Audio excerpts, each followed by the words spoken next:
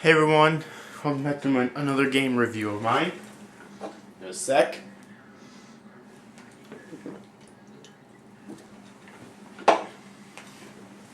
This time it's going to be the sequel to my last game review, Jak 2 Renegade. I know it doesn't say Renegade on here because I have the American version because I live in America, but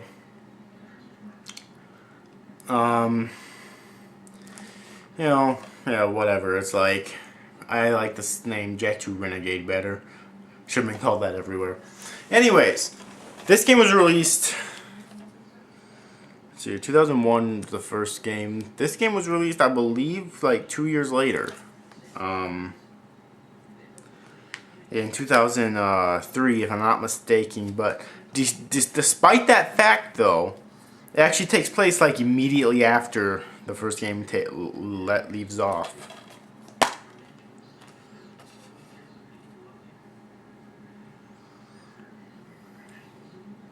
And in this game, if you played the first game, you don't have to have played the first game to understand it in general, but to understand it completely, you kind of do. When Jak and the others opens up the precursor door at the end of Gaul and Maya's Citadel, they find a precursor rift ring and a precursor rift rider. So they activate them at the beginning of this game, and it forces them through the rift ring into the future, into a city known as Haven City, far into the future. Alright, where the city is... Haven City is run by this ruthless dictator known as Baron Praxis.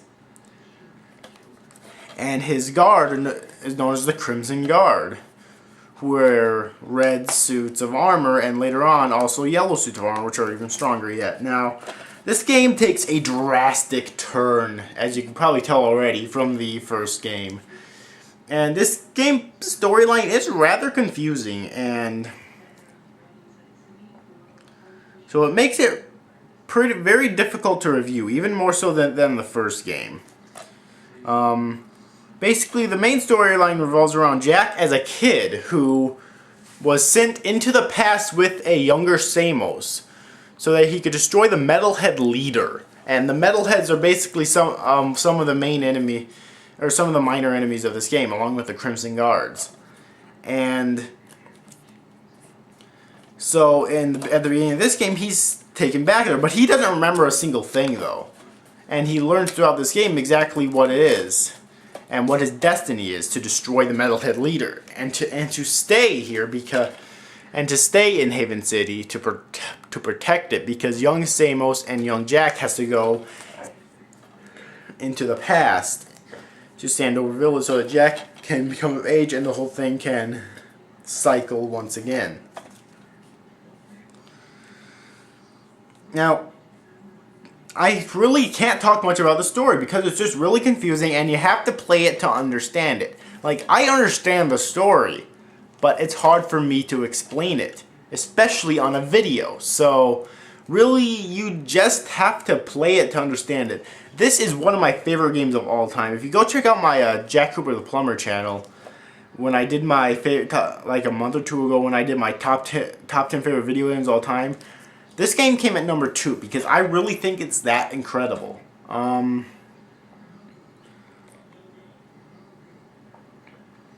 This game is a lot more mature than the previous game too. Not only does it, well, first off, I like to mention Jak actually has a voice here. His voice is kick-ass, okay? But also, it's a lot more mature because not only is there swearing, violence, a lot more than the first game. There's also guns too. There's a total of 4 guns that Jak can use throughout the game. The Peacemaker, in no particular order, the Peacemaker, the Blaster Mod, the Vulcan Fury, and the Scattergun.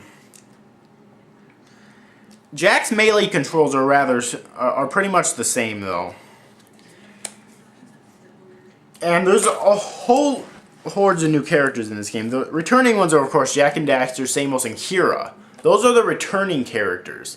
However, the new characters are Shadow, which I thought I should talk about the underground. I know I'm just jumping around here, but it's hard for me. Like I said, it's hard for me to talk about this game because of how confusing that it actually is. But the Shadow the underground is an underground group that's waging war against Baron Praxis and his dictatorship of Haven City.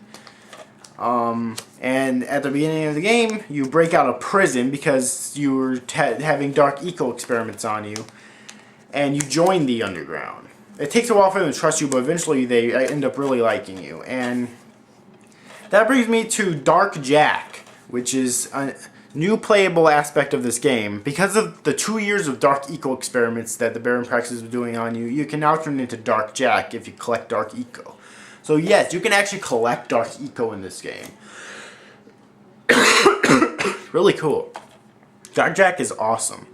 And there's different powers that you can do throughout the game. By collecting Metalhead Skull Gems, you go to a certain oracle, and he'll give you a total of 4 Dark Jack powers throughout the game.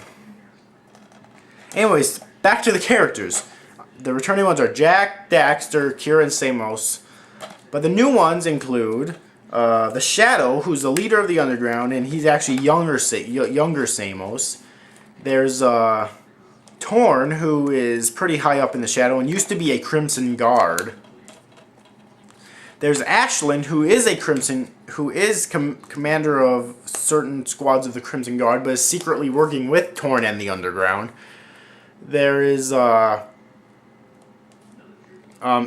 who is one of the commanders of the Crimson Guard, and is the direct, he works directly with Baron Praxis. Then, of course, there's Baron Praxis, who's one of the main enemies of the game. But he's not the main enemy of the game, though. That belongs to the Metalhead leader, or Core, who shows up in an old man form once Jack and Daxter break out and ends up betraying them and the Underground. And he controls the Metalheads, and there's a lot of different types of Metalheads in this game. The Metalheads are basically Jak 2's version of the Lurkers from Jak 1, except the Metalheads are much stronger than the Lurkers ever were. Since all of them, well, no, the majority of them, except for like a few, takes more than 1 hit to kill. Some of them actually takes a lot of hits to kill, and some of them are really strong and really large. And of course, the Metalhead leader, Metal Core, is the final boss of the game. But you do end up fighting Baron Praxis once, though, at his palace. And then other characters of the game include,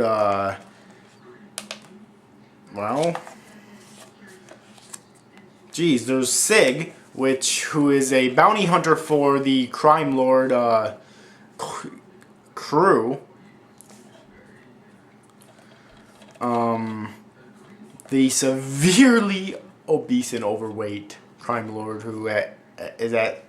who sets up shop at the Hip Hop Kevin Saloon in Southtown at the port of Haven City, and occasionally does things for the Underground. And Sig, who's probably my favorite of the new additions to the game, is his bounty hunter type guy, who you work with periodically. However, he doesn't have the same mindset generally as Crew, though, and towards the end of the game, he actually talks about wanting to break off from Crew. And then there's Tess, who... she's weird. Now, I don't have any problem with furries, and she's obviously a furry, and I don't have any problem with furries. Some of my best friends are furries. But it's clear that she wants to fuck Daxter, and that is just creepy. It's people like her that gives furries a bad name. I'm sorry, but it is. I do not like her. I mean, sure, in Jak 3, which I'll talk about when I get to reviewing that game, she does turn into an Otso, which makes it less weird, but still.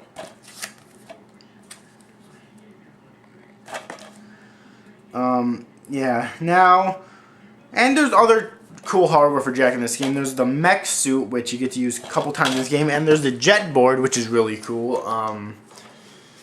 You know, one thing that's notable about this game is it's infamous for being one of the hardest games ever made.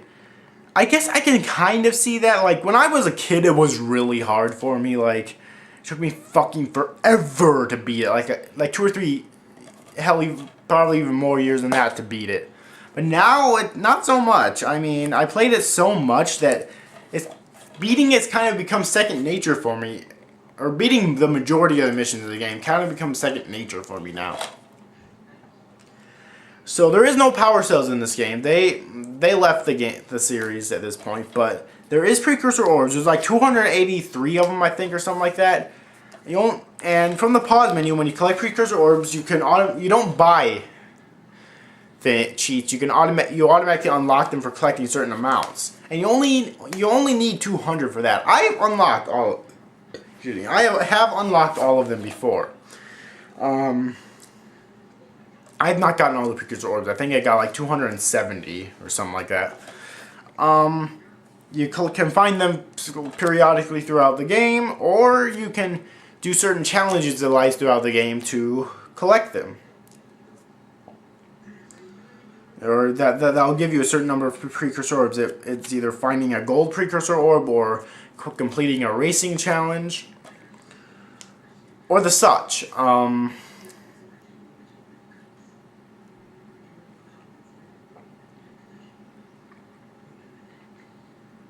Yeah.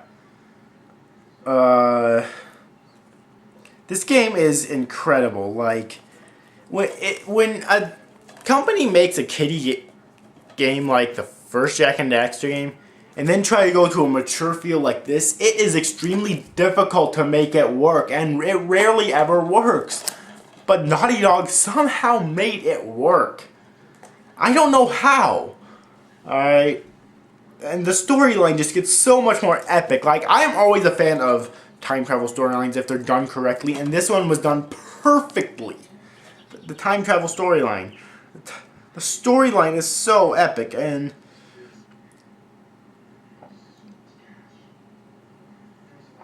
whatnot. And it's hard to believe that it was made so long ago, but it definitely holds up today, I personally think. So, yeah, I love this game so much. And, however, it does have its flaws. Alright, first off, I know I previously said that it's become second nature to me to complete the majority of the missions. But some of the missions do have outrageous difficulties on a certain level. Like, one of the most infamous ones was the, where you have to go and blow up the, eco things somewhere at the beginning of the game in the fortress. Yeah, that took me fucking forever to beat. Probably my least favorite mission in the entire game. Right. Yeah, that's probably my only complaint about this game. Well, okay, I kind of wish that they put more guns in this game. They did improve that with putting a total of 12 guns in the Jak 3, but I kind of wish they put more guns in this game. Alright, and also, I found a lot of glitches in this game. I mean, it could be a product of its time, you know, since it came out in the early 2000s, but, like, there's a lot of game-breaking glitches in this game that I found and whatnot. So I haven't got the Jak and Daxter collection yet, but I really hope that they're fixed in that. The only one that I actually do like, which isn't really game-breaking because it's easy to fix it, is where you can go into the negative zone. Don't know what I mean by that. Just go... it's hard for me to explain. Just wait till I do my Let's Play of this game, and you'll see exactly what I mean, because I'll definitely show it off. Or maybe I'll just do a glitch video first, I don't know. But either way, yeah, this is a great game. So I'll give it a 9 out of 10. Alright. This game is excellent. And definitely deserves all the praise that it's gotten. So, in my opinion. So, yeah. So, rate, subscribe to all the good stuff. See you guys. Thanks for watching. Bye-bye. And stay tuned for my next video.